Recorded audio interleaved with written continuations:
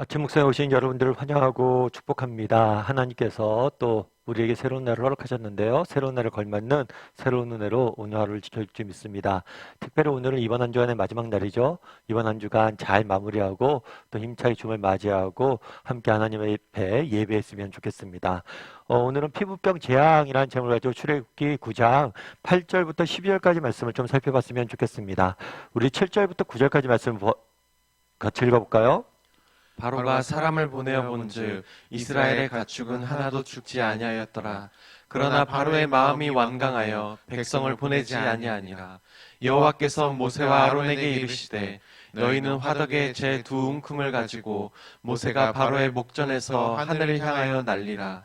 그 재가 애굽 온 땅에 티끌이 되어 애굽 온 땅의 사람과 짐승에게 붙어서 악성 종기가 생기리라. 하나님께서 모세를 보내서 바로에게 이스라엘 백성들을 보내라 라고 명령하시죠. 그런데 바로가 이 명령에 불순종하게 됩니다. 그러자 하나님께서 바로에게 또 애굽 땅 전역에 재앙을 내리시죠.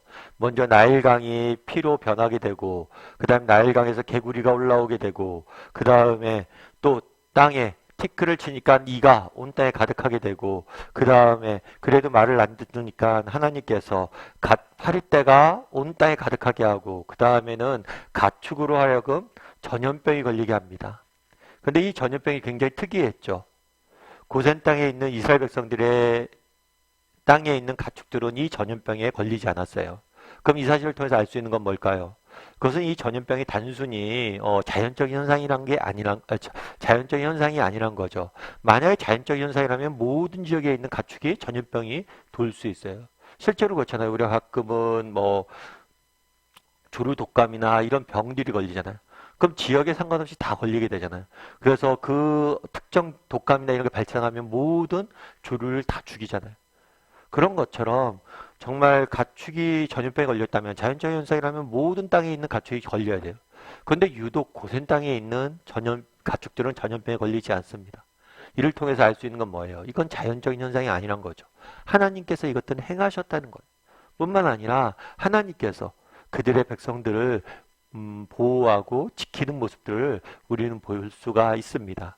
그런데 오늘 본문에 보면 이렇게 돼 있어요. 바로가 사람을 보내어 이스라엘 가축은 하나도 죽지 아니하였던 것을 보았다라고 되어 있어요. 사람을 보냈어요. 그걸 확인해 봤어요. 그랬더니 이스라엘 땅에만 가축이 죽지 않은 거죠. 결국에 이 권능은 하나님이 내리신 권능이란 것들을 보게 된 거죠. 그럼에도 불구하고 재밌는 건 뭐냐면 바로가 뭐예요? 마음이 완강하여 백성을 보내지 아니하니라. 벌써 기적을 5개나 봤습니다. 재앙을 5번이나 당했어요.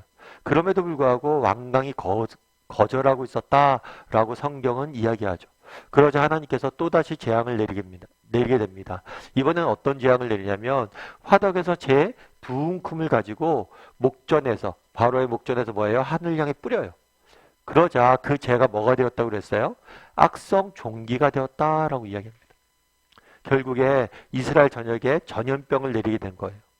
이전과 다르게 이제는 인간에게 직접적으로 상해를 입히는 그런 재앙이 내리게 된 거죠. 모든 재앙이 마찬가지지만 이 재앙 역시 이집트의 신과 관련이 있습니다. 당시 이집트 사람들이 섬기는 신과 관련이 있어요. 그 당시 이집트 사람들은 이무텝이라는 신을 섬기고 있었어요. 이 신은 어떤 신이냐면 인간의 질병을 주관하는 신이에요. 그래서 이 신이 모든 질병을 주관하고 질병을 낫게 한다는 믿음이 있었어요. 아마 전염병이 돌자 이집트 사람들은 이 신에게 가서 기도했을지 모르죠. 신이여, 우리의 질병을 낫게 해주십시오. 하지만 낫지 않았어요. 왜요? 이들이 섬기는 신은 가짜 신이었기 때문이에요. 이 재앙을 통해서 결국에 알려주고 했던 건 무엇입니까? 정말 우리의 생로병사를 우리가 먹고 마시고 우리의 죽음을 병들고 죽는 것들을 관장하시는 분이 주관하시는 분이 하나님이심을 보여준 거예요. 이는 오늘날 우리도 마찬가지죠. 정말 우리 하나님은 우리의 질병을 치유하시는 분이세요. 우리의 생사를 주관하시는 분이 하나님이세요. 그 사실을 우리가 신뢰할 수 있어야 됩니다. 그런데 제가 오늘 본문에서 되게 마음에 와닿았던 게 뭐냐면 이 완강하다라는 표현이 완강하다. 참 바로가 계속해서 하나님이 내리신 재앙을 보잖아요. 그럼에도 불구하고 거부하게 됩니다. 왜 이렇게 거부하지 않은 거? 물론 이렇게 바로가 완강하게 거부하는 모습들은 당시 그 사람, 애굽 사람들이 갖고 있던 신 개념과 관련이 있어요. 당시 신들은 담당 지역과 담당 영역이 있어요. 따라서 하나님께서 가축을 죽이기도 하고 질병을 허락하기도 하지만 그것만 하나님이 할 줄 안다고 본 거예요. 나머지 건 하나님이 관여할 수 없다라고 본 거죠. 그래서 인정하지 않는 거예요. 하나님이 이 세상 모든 것을 주관하시는 분이심을 그가 신일 수 있고 그가 재앙을 내릴 수 있지만 모든 것을 주관하는 하나님 되심을 인정하지 않는 것입니다. 그래서 바로는 끊임없이 하나님께서 기적을 베풀에도 불구하고 거부하는 모습들을 보게 됩니다. 그럼 어때요? 여러분들은 이러한 바로의 모습들을 보면서 어떤 마음이 듭니까? 참 바로 어리석다. 그런 생각이 드세요? 그런데 우리는 어때요? 바로를 어리석다고 이야기할 수 있나요? 정말 우리에겐 바로와 같은 모습이 없습니까? 정말 하나님이 이 세상의 모든 만물의 주인이시고 모든 만물을 다스린다는 걸 믿잖아요, 우리가. 근데 정말 그것만 하나님만 섬기고 있어요. 혹시 세상에 주는 무엇인가 섬기고 있지 않습니까? 돈을, 인기를, 성공을, 명예를. 정말 세상에 주는 무엇인가 즐거움들을 우리가 쫓고 있지는 않냐는 거예요. 마치 그것이 우리에게 행복을 줄 거라고 믿고 그것들을 쫓아 살아가고 있지 않냐는 거예요. 참된 인생의 기쁨, 행복 어디서 구할 수 있어요? 오직 하나님에게서만 날 수 있습니다. 하나님에게 돌아가지만 우리는 참된 인생의 기쁨을 맛볼 수 있어요. 행복의 원천은 하나님이에요. 그런데 하나님이 아니라 다른 무엇인가에 매달리고 그것들을 쫓아가고 살아가고 있지는 않냐는 거예요. 바로의 모습이 우리의 모습은 아니냐는 거죠. 여러분 옥하는 목사님을 아실 거예요. 저도 개척하기 전에 옥하는 목사님 오랫동안 모시고 사역을 했었는데 옥하는 목사님 한국교회와 많은 사람들이 존경하는 목사님이셨죠. 그래서 예전에 옥 목사님 생전에는 뭐 국민일보나 여러 가지 언론기관에서 가장 존경하는 목회자가 누구냐라고 조사를 하면 늘 1등을 하시던 분이 옥하는 목사님이셨어요. 근데 옥 목사님 이제 돌아가신 지 10년이 훨씬 넘었죠.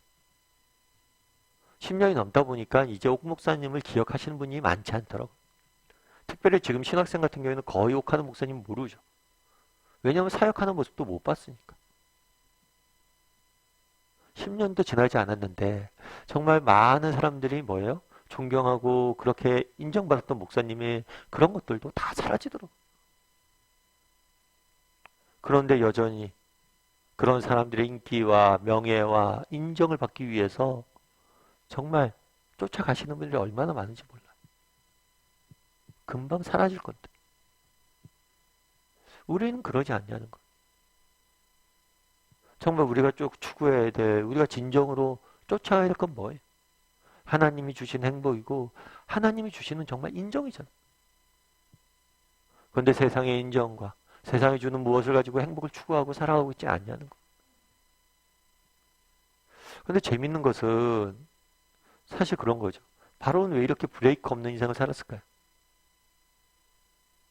제가 아는 목사님이랑 뭐 옥 목사님에 대한 이런저런 이야기를 쭉 했어요. 이런저런 얘기 참 세월이 무서운 것 같다. 그랬더니 그 목사님이 그러더라고요. 그래서 자기는 지금부터 내려놓는 연습을 한다고. 그러면서 그런 얘기를 하더라고요. 차가 100km로 막 달리고 있어요. 120km 막 달리고 있어요. 그랬을 때 브레이크를 밟으면 어떻게 될까요? 차가 뒤집히고 브레이크가 밟히지 않아요. 브레이크를 밟기 전에 먼저 속도를 줄여야 돼요. 그런데 우리는 뭐예요? 속도를 줄이지 않는다는 거예요. 평소에 내려놓지 않는다는 거예요. 그래서 자기는 지금 속도를 줄이는 연습을 한다고. 내려놓는 연습을 한다고. 참 공감이 됐어요. 우리도 마찬가지. 정말 평소에 우리가 속도를 줄여야 돼. 그럼 속도를 줄인다는 건 뭐예요? 정말 돌아봐야죠. 내가 지금 맞는 방향으로 가고 있는가? 내가 정말 헛된 것들 쫓고 있지 않은가? 내가 지금 추구하는 게 맞나? 이거 다 사라질 것 아니야? 이거 정말 허망한 것들 아니야? 늘 우리가 걸어가는 방향과 내가 추구하는 것들에 대해서 점검할 수 있어요. 그리고 돌아와야 돼. 정말 우리의 인생의 참된 기쁨과 행복의 원천이신 하나님에게 돌아와야 돼. 여러분이 추구하는 것들 한번 생각해 보세요. 그런 것들이 여러분에게 잠깐 즐거움을 줄 수 있지만 참된 만족과 기쁨을 주었는가? 주지 못한다면 그건 내려놓으세요. 그건 내려놔도 우리 인생 무너지지 않습니다. 조금씩 조금씩 내려놓는 훈련들을 하세요. 그러다 보면 우리도 정말 바로가 범했던 이 어리석음에 빠지지 않을 거예요. 오히려 정말 참된 기쁨과 행복, 만족을 주시는 그 원천 되신 하나님 앞에 돌아갈 수 있을 거예요. 그래서 날마다 정말 우리 자신의 모습을 돌아보고 정말 점검하고 하나님 앞에 나아가서 정말 하나님 앞에 돌아가서 하나님 주시는 기쁨과 행복을 맛볼 줄 아는 저와 여러분이 되기를 주님의 이름으로 소원합니다.